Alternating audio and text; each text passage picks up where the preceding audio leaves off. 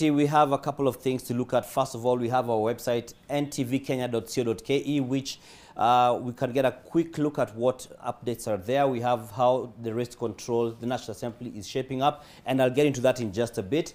Another quick highlight is John Lonyangapuo concedes defeat in West Pokot governor race.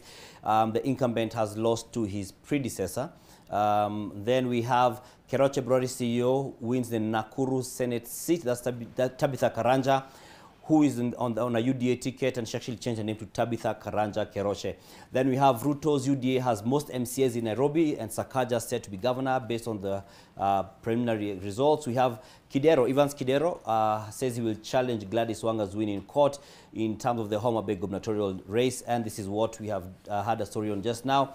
Kiambas Kawanjiko, whose full name is John Jogona Wanjiko, has successfully defended his MP seat, and so that's another win for UDA. How the Senate is shaping up for Ruto and Raila coalitions.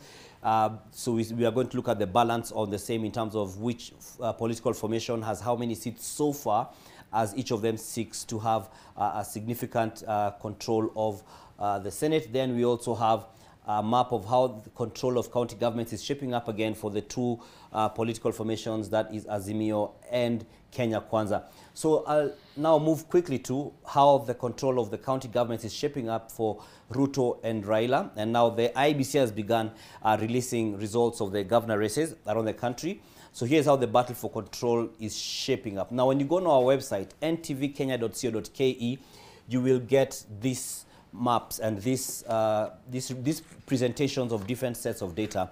And it's really easy for you to use, and it helps you get insight into a lot. So for instance, again, just to avoid assumption, the blue shows the Azimio, where Azimio has won in regards to the governor's race. The yellow is the Kenya Kwanza. The green represents others, be it independent or other parties which have not formally aligned with any of the two main coalition or coalition parties. Now, when you touch, it actually shows you the name of the person who has won. So let me just zoom in a bit more so that we could see. So we have Turkana County. The person who's won is Jeremiah Lomorukai, who is aligned to the Azimio One Kenya Alliance. Then we have Marsabit Mohammed Ali, Mohamud, I should say, Ali.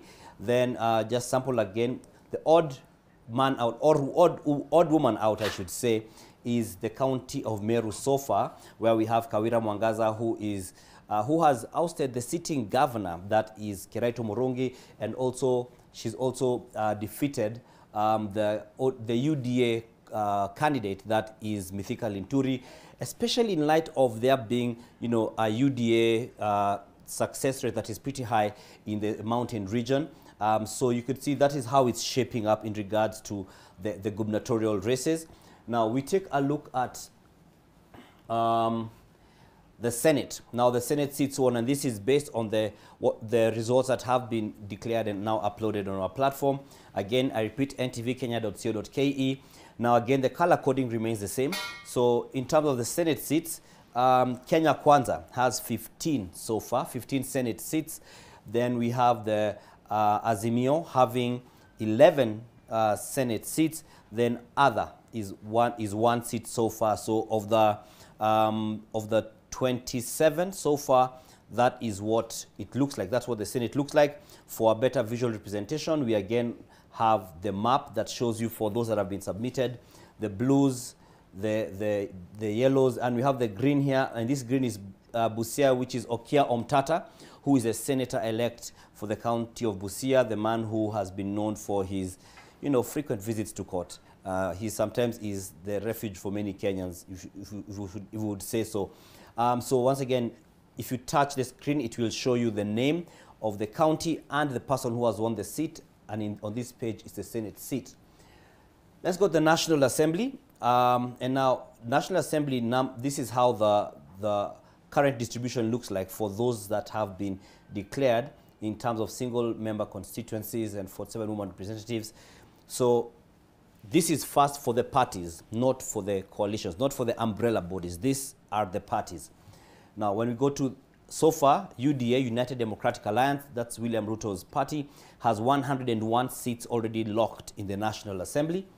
Raila Odinga's Orange Democratic Movement, or ODM, has 88 confirmed seats. Then we have Uhuru Kenyatta's Jubilee Party has 24 seats that are locked. Then we have Kalonzo Musyoka's Wiper Party has 13 seats in the National Assembly so far. Ford Kenya, that is Weta, or Wetangula, who's won his Senate seat in Bungoma. His party has six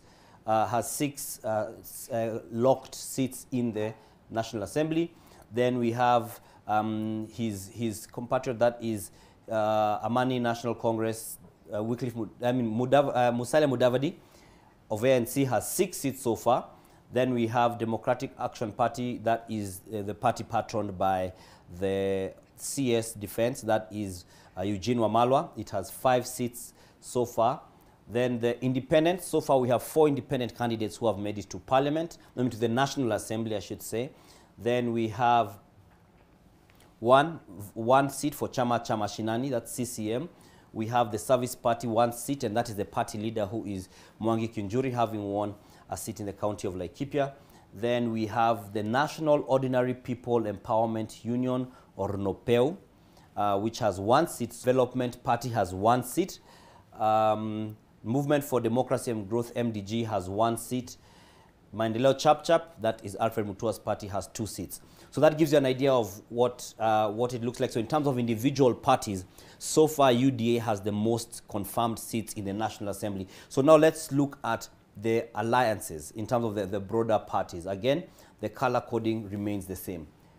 Azimio La Umoja so far has 134 of the results that we have already uploaded onto our site. That's 134 seats in the National Assembly.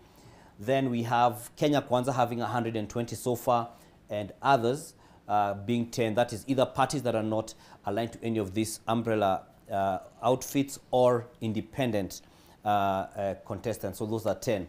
So we see so far we have Azimio having the larger number of seats so far, but in terms of individual parties, UDA is in the lead ahead of ODM, then Jubilee, and then Wiper onwards. So those are some quick some quick overview of how how it's shaping up in the different parts of the different elective seats.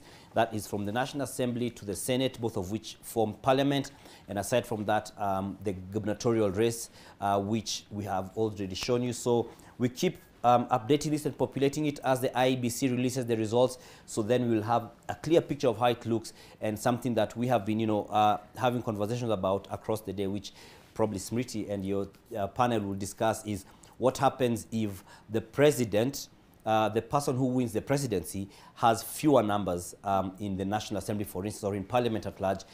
How to navigate that situation, because this has been known to be, one of the things that the incumbent or the sitting president or the executive will use when they want to push the agenda they have.